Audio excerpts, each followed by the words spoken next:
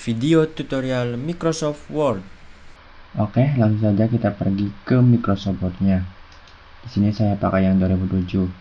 Ini adalah tampilan utama Microsoft Word. Langsung kita pergi ke menu page layout, pilih ukuran kertasnya. Di sini saya memakai A4. Lalu pilih marginnya. Sini saya normal. Margin adalah pinggiran atau batasan kertas. Lalu kita pergi lagi ke home. Langsung kita mencoba mengetik ya. Oke, sudah ya. Lalu saya ingin mengganti fontnya. Saya pakai yang Times New Roman. Mengganti ukuran juga di sini. Di sini juga langsung bisa ya. Ada yang membesarkan, ada yang mengecilkan. Oke, segitu saja dulu. Langsung aja kita save ya. Di sini ada menu save atau Ctrl S. Di sini juga ada. Bebasnya mau di mana aja. Kita klik di sini save.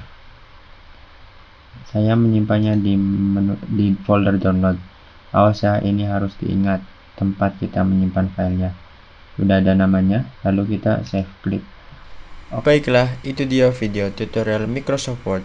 Jangan lupa dicoba ya.